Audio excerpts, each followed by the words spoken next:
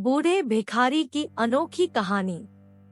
हर दिन एक भिखारी दरवाजे के पास आकर भीख मांगता था और घर का मालिक हमेशा घर के बाहर आते ही उसे देखकर फिर जाया करता। कई बार उसके लिए गालियां भी बकता।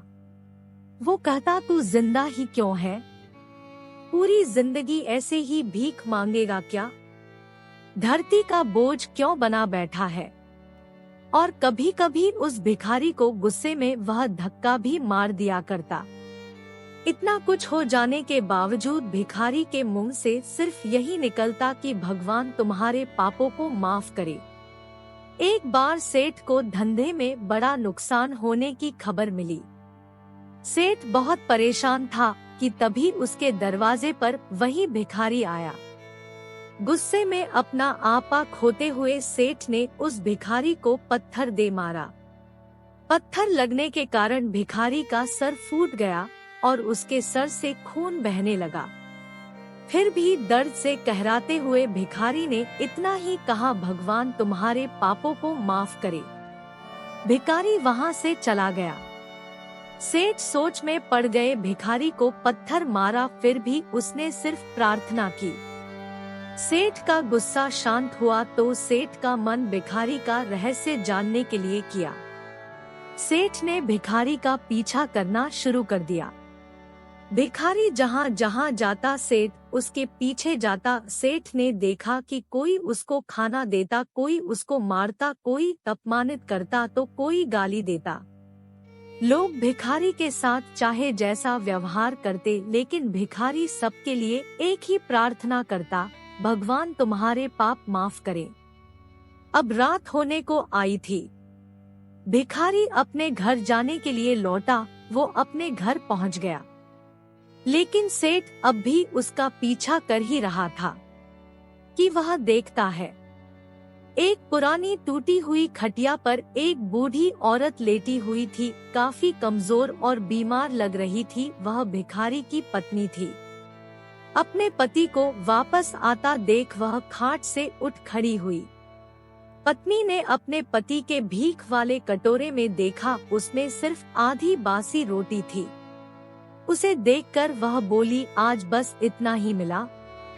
और हाँ, आपके सिर से खून निकल रहा है, ये चोट कैसे लगी? बूढ़ा भिखारी बोला, आज बस इतना ही मिला है, किसी ने कुछ दिया ही नहीं। सब ने गालियां दी और एक ने पत्थर भी फेंककर मारा, इसीलिए मेरा सर फट गया। एक गहरी ठंडी सांस लेकर बूढ़ा भिखारी फिर से बोला, यह मेरे ही पापों का फल है। तुम्हें याद है कुछ सालों पहले हम कितने अमीर थे? क्या कुछ नहीं था हमारे पास? हमारे पास हर चीज जरूरत से ज्यादा थी, लेकिन हमने कभी दान नहीं किया। और उससे भी बुरा हमने उस अंधे भिखारी के साथ किया जो हमारे द्वार पर भीख मांगने आया करता था। बूढ़ी पत्नी की आंखों में आंसू आ गए। वह बोली, हाँ, हम उस बेचारे अंधे के साथ बहुत बुरा करते थे, उसका अपमान करते थे, उसे खाने के लिए रोटी की जगह कागज दिया करते, उसका मजाक उड़ाया करते और कभी कभी मारा भी करते। मैंने कभी उसको रास्ता नहीं दिखाए। एक बार मैंने उसके मुंह पर मिट्टी भी फेंकी थी और वह हमेशा दुखी होकर यही कहता कि भगवान तुम्हें तुम्हारे किए की सजा देगा, भगवान तुम्हारे पापों की सजा जरूर देगा। उसका श्राप सच हुआ और हम इस दुख भरी जिंदगी में आ गए। भिखारी बोला, हाँ, उसका श्राप सच हुआ, इसलिए मैं किसी को बद्दुआ नहीं देता। चाहे कोई मेरे साथ कैसा भी बर्ताव करे, मैं हमेशा उसके लिए प्रार्थना करता हूँ।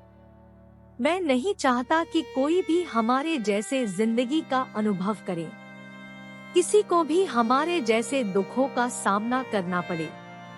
वो नहीं जानते कि वह कितना बड़ा पाप कर रहे हैं, इसलिए अनजाने में हुए पाप की ऐसी सजा किसी को भी मिले, मैं नहीं चाहता। सेठ वहीं पर छुपकर यह सारी बातें सुन रहा था। अब उसे सब कुछ समझ में आ गया था। भिखारी और उसकी पत्नी ने वह आधी रोटी मिल बांट कर खाएं और भगवान को धन्यवाद बोल कर सो गए। अगले दिन भिखारी फिर से भीख मांगने गया सेठ के घर के पास। सेठ ने पहले से गरम रोटियां उसके लिए निकाल कर रखी थी। उसे देते हुए सेठ विनम्रता से बोला, माफ कर दीजिए बाबा, मुझसे बहुत बड़ी गलती हो गई। बूढ़ा भिखारी बोला, भगवान तेरा भला करे। इतना कहकर वह आगे निकल गया।